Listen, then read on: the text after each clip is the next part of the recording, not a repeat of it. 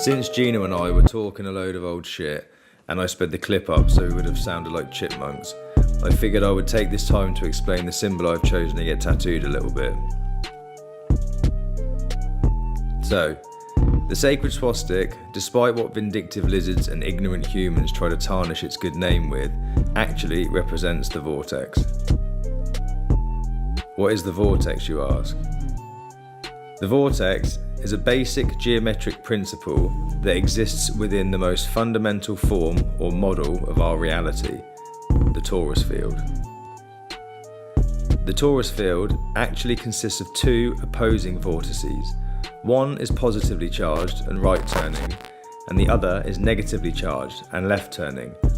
Horizontally through the middle of the torus field, these two opposing energies balance each other out to create a plane of inertia. These three basic principles propagate the sine wave which creates our entire reality. The sine wave is literally God. The letters of the word God even describe the sine wave. G stands for generation, O is operation, and D is destruction. These are the three states of a wave or a cycle.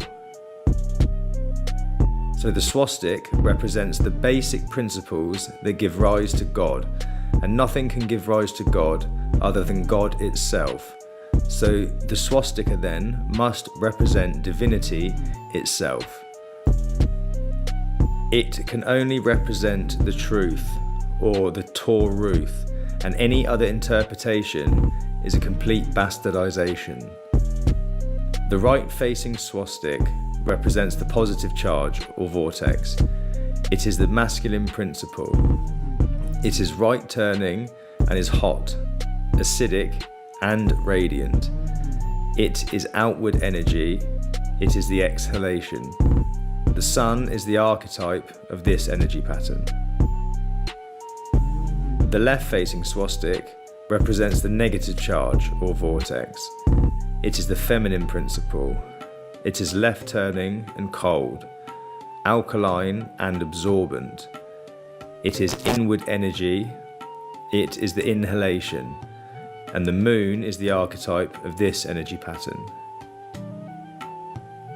For anyone who may not know what a torus field looks like, it is the shape of a ring donut. The top of it is negatively charged and the bottom is positively charged, making the surface area at the top smaller than that on the bottom, like an egg.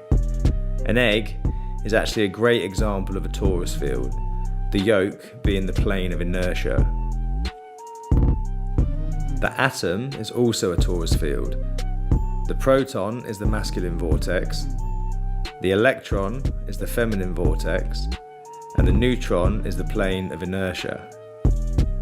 The current generally accepted model of the atom, with the little particle type ball neutron with two little proton and electron particles spinning around it, is completely and utterly retarded.